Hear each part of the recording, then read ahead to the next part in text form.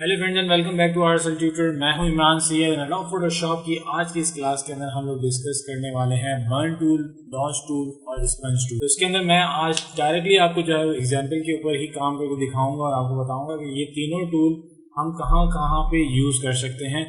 इसमें कुछ भी ऐसा नहीं है एक्स्ट्रा या इसमें कोई ऐसे खास ज़्यादा ऑप्शंस नहीं है इन टूल्स के अंदर जिनको मुझे बहुत ही ज़्यादा डिटेल में समझाने की आपको ज़रूरत पड़ेगी। छोटी छोटी सी एग्जांपल्स हैं, उनको लेके चलते हुए आपको जो है ये तीनों टूल क्लियर हो जाएंगे। ज़्यादा लंबा नहीं चलेगा आज का लेक्चर, टाइम को वेस्ट नहीं करेंगे, डायरेक्टली जंप करेंगे ट्यूटोरियल की तरफ। तो चलिए स्टार्ट करते हैं आज के इस लेक्चर को।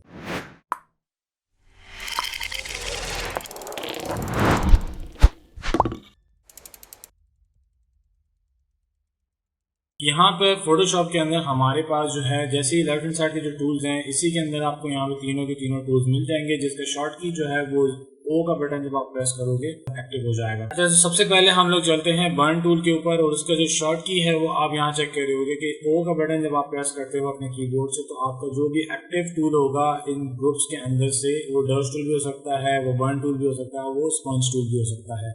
तो जो भी एक्टिव होगा वो एक्टिव हो जाएगा आपके पास। अच्छा, फोटोशॉप के ऊपर आते ही हमारे पास यहाँ पर ऑलरेडी मैंने इमेज ओपन करके रखी हुई है और इस एग्जांपल के अंदर क्या करने वाले हैं, इस गर्ल की जो बालों के ऊपर रिफ्लेक्शन आ रहा है सन का वो हम खत्म करेंगे और वो किस टूल की मदद से करेंगे, हम लोग बर्न टूल को इस्तेमाल करते हुए करेंगे। तो हम यहाँ से बर्न टूल को सेलेक्ट कर लेते हैं और थोड़ा सा जूम कर लेते हैं इमेज को। अब यहाँ पे आप चेक करोगे कि सन की जो रिफ्लेक्शन है इसको हम खत्म करते हैं। किस तरह से करेंगे, बर्न टूल के अंदर हमारे पास कुछ ऊपर ऑप्शंस हैं, ठीक है। ब्रश के तो ऑलरेडी ऑप्शंस आप जानते हो, पीछे कवर करता आया हूँ मैं। हमारे पास सबसे पहले है रेंज। रेंज में हमारे पास तीन तरह के जो है हमारे पास रेंजेस अवेलेबल हैं। जो कि सबसे ज्यादातर हम लोग इस्तेमाल करते हैं वो है मिड टोन्स को, क्योंकि बिल्कुल इसका जो है आपका सेंटर कहलाता है एक तरीके से।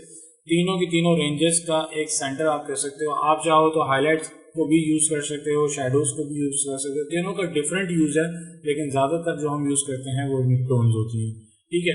उसके बाद हमारे पास एक्सपोजर है। एक्सपोजर आपका जितना ज्यादा रहेगा उससे क्या होगा कि जो आपकी डेंसिटी होगी इस टूल की वो उतनी ज्यादा अप्लाई होगी। कम रखोगे तो उसकी डेंसिटी थोड़ी कम रहेगी। तो ये आपके ऊपर डिपेंड करता है, आपकी एग्जाम्पल के ऊपर डिपेंड करता है कि आप अपने एग्जाम्पल के अंदर एक्सपोजर क्या रखना चाह रहे हो। अच्छा, एंड में हमारे पास है protect tones. Protect tones basically क्या करता है कि जब आप बर्न टूल को इस्तेमाल करोगे तो उसके अंदर प्रोटेक्ट टोन क्या करेगा, आपकी इमेज के जो टोन्स हैं उनको वो डिस्टर्ब नहीं करेगा। मतलब आप अगर बर्न कर रहे हो किसी एरिया को तो वहां पर आर्टिफिशियल लुक नहीं देगा, आपकी इमेज के कलर्स को यूज करते हुए बर्न टूल को अप्लाई करेगा। तो प्रोटेक्ट टोन को आपको इनेबल रखना है हमेशा जब भी आप इस टूल को इस्तेमाल करोगे। अच्छा, अब रिफ्लेक्शन को हटाने के लिए हम क्या करेंगे, सबसे पहले इस लेयर जो है वो डुप्लीकेट बना लेते हैं ताकि हमारी जो लेयर है मेन लेयर वो डिस्टर्ब ना हो और बिफोर एंड आफ्टर का भी मैं आपको दिखा सकूंगी क्या रिजल्ट आया है, ठीक है। मिड टोन ले लेता हूँ, एक्सपोजर को मैं थोड़ा सा इंक्रीज करता हूँ, यहाँ पे 40% पे 42% पे ले आया हूँ। अब यहाँ पे जो सन का रिफ्लेक्शन है इसके ऊपर अपने टूल को ला के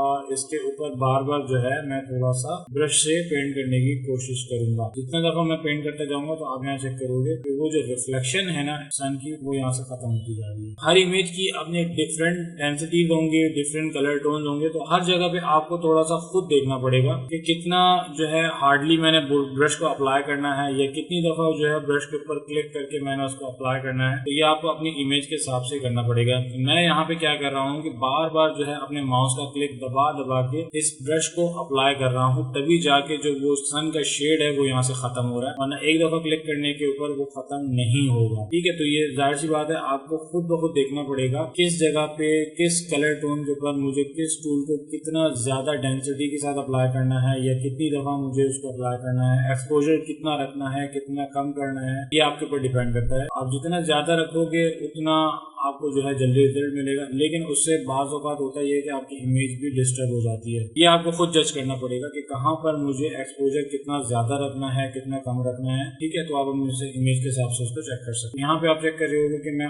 ऑलरेडी जो है तकरीबन जो सन का शेड था वो यहाँ से खत्म कर चुका हूँ और अब अगर मैं इसको जूम आउट करता हूँ तो आपको इसके बालों के ऊपर जो सन का शेड है वो नजर नहीं आ रहा होगा। बिफोर एंड आफ्टर चेक कर लेते हैं कि मैं इस वाली लेयर को अगर इनविजिबल करता हूँ तो ये सन का शेड था। सन का शेड को खत्म करने के बाद हमारे पास बालों का लुक कुछ इस तरीके से है। ये याद रखिएगा, ये तीन टूल्स जो हैं बहुत अच्छे टूल्स हैं फोटोशॉप के अंदर, लेकिन बाज़ औक़ात इनको ज्यादा यूज करने से यानी कि आप एक्सपोजर ज्यादा रख रहे हो तो आप ऐसे ऐसे रिजल्ट आते हैं आपके इमेजेस के ऊपर कि आप कहते हो कि मैं तो ये रिजल्ट नहीं चाहता था अपनी इमेज से, तो ये बाज़ औक़ात इमेजेस को बहुत गंदे तरीके से डिस्ट्रॉय भी कर देते हैं। आपको थोड़ा सा खुद ख्याल रखना पड़ेगा। आप मास्क को यूज़ करें लेयर्स के, ठीक है, अपनी लेयर के ऊपर जो है वो मास्क अप्लाई करके फिर इसको अप्लाई करें, या लेयर का डुप्लीकेट बना के उसके ऊपर अप्लाई करें, ताकि अगर आपकी इमेज खराब भी होती है तो आपके पास डुप्लीकेट ऑलरेडी अवेलेबल रहे। इसके बाद मूव ऑन करते हैं। हमारे पास जो नेक्स्ट टूल है वो होगा डॉज टूल। उसके लिए जो हमारे पास सेकंड एग्जांपल है, तो इस एग्जांपल के अंदर जो मैंने इमेज ली है वो आप यहाँ चेक कर रहे होगे कि यहाँ पर एक माउथ है, ठीक है, उसके अंदर हमारे पास टीथ नजर आ रहे हैं। तो हम यहाँ पे ले लेते हैं डायरेक्टली डॉज टूल को, ठीक है। डॉज टूल को लेने के बाद हम क्या करेंगे, ऊपर हमारे पास कुछ जो है वो ऑप्शंस ऑलरेडी यहाँ ओपन हो चुके हैं, एग्जैक्टली सेम है बर्न टूल के अंदर जो हमारे पास टूल सेम एग्जैक्ट वही डॉज टूल के अंदर। अच्छा, इन दोनों टूल्स के बीच का अगर मैं डिफरेंस आपको आसान अल्फाज में बताऊं ना, तो बर्न टूल क्या करता है, एक तरीके से नाम से आप जान लें कि वो जला देता है, यानी कि डार्क करता है बर्न टूल। और जो हमारे पास डॉज टूल है वो भी हाईलाइट्स को अप्लाई करता है, वो ब्राइट को मजीद ब्राइट करता है। तो अब यहाँ पे चेक कर लेते हैं कि हम इस टूल को किस तरह से यूज कर सकते हैं। ऑप्शन जो इस टूल के हैं वो बिल्कुल सेम है बर्न टूल वाले, कोई उसमें चेंजेस नहीं है। ऊपर आप चेक कर रहे हो कि रेंजेस है, एक्सपोजर है, एंगल है, ठीक है। और हमारे पास ये वाला जो ऑप्शन था, क्या कहते हैं, एयर ब्रश वाला, मैंने आपको यहाँ पे पिछले वाले टूल में नहीं बताया था। एयर ब्रश का बेसिकली काम ये होता है कि जब आप इसको एक्टिव करके रखते हो ना, तो ये अप्लाई करता जाता है, आपको बार बार क्लिक करने की जरूरत नहीं पड़ेगी। लेकिन ये ज्यादातर हम लोग यूज करते हैं टैब वगैरह के अंदर, माउस के साथ हम इसको यूज नहीं करते। अच्छा, अब क्या करेंगे हम, यहाँ पे आप इसके टीथ को चेक करेंगे, ये काफी येलोइश है, हम इसको व्हाइट करेंगे using our dodge tool. Active किया हुआ है मैंने, इसकी हार्डनेस को बिल्कुल 0 किया हुआ है, बिल्कुल सॉफ्ट ब्रश है, ठीक है। और लेयर का मैं डुप्लीकेट करते लेता हूँ कंट्रोल J से, उसके बाद मैं यहाँ से इसके ऊपर कलर करना शुरू करता हूँ, ठीक है। याद रखिएगा मैंने आपसे कहा था कि ये चीज डिस्ट्रॉय भी कर देती है इमेज को, तो जितना आप इसको सॉफ्ट हैंड के साथ यूज करोगे उतना ज्यादा आपके लिए यूजफुल है, जितना आप इसको हार्ड हैंड्स के साथ यूज करोगे उतना ही आपके इमेजेस को डिस्ट्रॉय करेगा। तो आप यहाँ चेक करोगे, मैं बहुत ही स्लोली जहां जहां मुझे ज्यादा हाईलाइट्स रिक्वायर्ड है, यानी कि वाइटनिंग ज्यादा करनी है मैंने, वहां पे मैं दोबारा से इस टूल को जो है वो अप्लाई कर रहा हूँ, उस एरिया के ऊपर दोबारा से क्लिक करके अप्लाई कर रहा हूँ। ये आपको थोड़ा सा खुद ब खुद ध्यान में रखना पड़ेगा कि कहाँ पर डार्कर है, कहाँ पे लाइटर है। तो आपको अपने टूल्स को खुद मैनेज करना पड़ेगा, अपने एक्सपोजर को खुद जो है वो चेक करना पड़ेगा, कहाँ पे कितना एक्सपोजर रखना है। एक चीज आप यहाँ नोट करते रहिएगा कि मैं बार बार जो है वो क्लिक रिलीज करके अप्लाई कर रहा हूँ, ठीक है।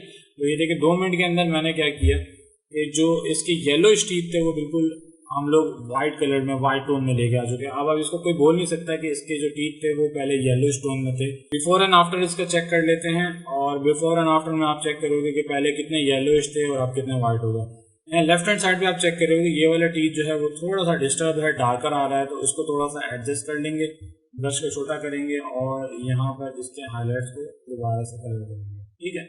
अब जहाँ पे जो चीज हो रही है वो ठीक है, उसको मजीद ज्यादा टच मत कीजिएगा। अगर मैं इसके ऊपर मजीद कलर करना शुरू करूंगा तो ये इमेज डिस्ट्रॉय होना शुरू हो जाएगी।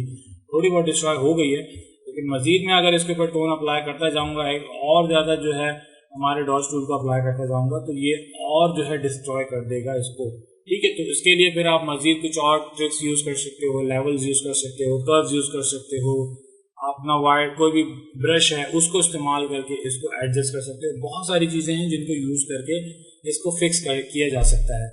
लेकिन जो डॉज टूल का खास तौर पर यूज था वो मैंने यहाँ पे आपको क्लियर कर दिया है। बिफोर एंड आफ्टर भी आप चेक कर लेंगे कितना इजीली हमने इसके टीथ को जो है वो वाइट कर दिया, बैक की तरफ लेके आया। जो एक्स्ट्रा एक्सटेंडेड चीजें होंगी ना, जहाँ पे आप जैसे डॉज टूल हम अप्लाई कर रहे थे, यहाँ नीचे आप चेक करोगे थोड़ा सा रिफ्लेक्शन है इमेज के ऊपर, ये आप खत्म कर सकते हो by using your layer mask. तो ऐसी चीजें, मतलब जो छोटे छोटे टूल्स हैं ऑलरेडी हम कवर करते आ रहे हैं, उनको अप्लाई करके मजीद इसको एनहेंस किया जा सकता है। ये 100% एक्यूरेट नहीं है जो मैं आपको एग्जांपल्स में करके दिखा रहा हूँ, ये मजीद इनहेंस हो सकते हैं लेकिन बाकी टूल्स को यूज करते हुए। तो उम्मीद करता हूँ कि ये डॉज टूल यहाँ पे क्लियर हो गया होगा। लास्ट में हमारे पास जो टूल है वो है स्पंज टूल, और उसके लिए ऑलरेडी मैं एग्जाम्पल ओपन कर चुका हूँ। स्पंज टूल को जब हम एक्टिव करते हैं तो ऊपर जो हमारे पास ऑप्शन है उसमें मोड के अंदर हमारे पास थोड़ी चेंजेस है। एक है डीसैचुरेट और एक है सैचुरेट। अच्छा, डीसैचुरेट बेसिकली करता क्या है कि आपके जो कलर्ड वाली इमेज है, जिस जगह पे आप अपना स्पंज टूल अप्लाई करोगे उस जगह से कलर को वो गायब कर देगा, ब्लैक एंड व्हाइट या ग्रेस कलर के अंदर आपको डिस्प्ले करना शुरू कर देगा। सैचुरेट जो है वो बेसिकली आपके कलर को मजीद इनहेंस करेगा। एग्जांपल में चेक कर लेते हैं, यहाँ से फ्लो को मैं थोड़ा सा इंक्रीज करता हूँ, सैचुरेशन को मैं यहाँ ऑन करता हूँ और हमारे पास यहाँ चेक करोगे ये वाला जो फ्लावर आपको नजर आ रहा है ये थोड़ा सा डल कलर के अंदर है, ठीक है। उसके ऊपर जब हम कलर करना शुरू करेंगे, सॉरी मैं सबसे पहले ना यहाँ एक डुप्लीकेट लेयर ले लेता हूँ, ठीक है, और ब्रश को थोड़ा सा आर्ट कर देते हैं और उसके बाद हम क्या करते हैं, अब यहाँ पे अप्लाई करते हैं आस्ते आस्ते। अब यहाँ आप चेक करोगे कि कलर का जो टोन है वो इसने मजीद इंक्रीज कर दिया, मतलब उसके कलर को और मजीद ब्राइट कर दिया। मैंने थोड़ा सा ज्यादा अप्लाई कर दिया यहाँ पे, लेकिन आपने थोड़ा सा ध्यान रखना है कि किस जगह पे कितना अप्लाई करना है। फ्लो को आप कम रखो ज्यादा रखो ये आपके ऊपर डिपेंड करता है।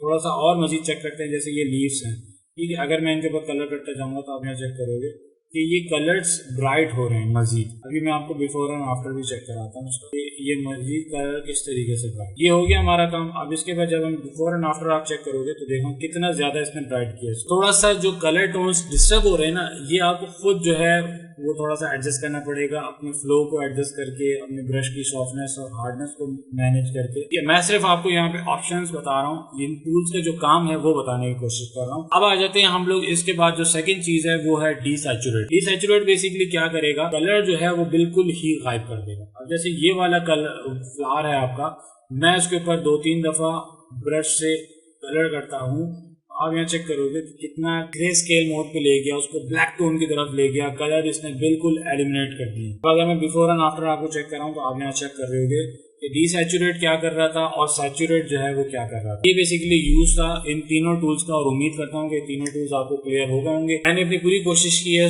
ट्यूटोरियल को जितना शॉर्ट रख सकता उतना रखा और जितना डिटेल में आपको समझा सकता था उतना समझा दिया मैंने, और उम्मीद करता हूँ कि ये लेक्चर जो है आपको पसंद आ गया होगा। आपसे यहाँ पर एक बहुत ही इंपॉर्टेंट रिक्वेस्ट करता जाऊंगा कि मैंने अपने चैनल के जो एनालिटिक्स है उनको चेक किया था, तो उसमें 90% यूजर ऐसा है जो चैनल को सब्सक्राइब नहीं करता। आपसे रिक्वेस्ट है कि वीडियोस बनाने में बहुत ही ज्यादा मेहनत लगती है, तो काइंडली आपका जो सब्सक्रिप्शन है वो मुझे बहुत मोटिवेट करता है। तो चैनल को सब्सक्राइब किए बगैर मत जाइएगा, सब्सक्राइब करने के बाद ऑल नोटिफिकेशंस को भी ऑन कर दीजिएगा, तो ये मेरे लिए बहुत ही ज्यादा मोटिवेशनल चीज है। जब आप सब्सक्राइब करते हो तो उसकी वजह से मैं और ज्यादा मोटिवेट होता हूँ, और जितना ज्यादा आप यानी कि सब्सक्रिप्शन करोगे, जितना आप ज्यादा इंटरेक्शन रखोगे मेरे साथ, मैं उतना जल्दी मजीद चीजों का कंटेंट आप तक देता जाऊंगा। उम्मीद करता हूँ ये लेक्चर आपको पसंद आया तो ड्रिल आप जानते हैं, सब्सक्राइब करना है और नोटिफिकेशन ऑन करनी है। वीडियो को लाइक कर दीजिएगा। कोई कॉमेंट बनता है, कोई भी क्वेश्चन है तो इस वीडियो के नीचे कर दीजिएगा, मैं जरूर उसका आंसर करूंगा।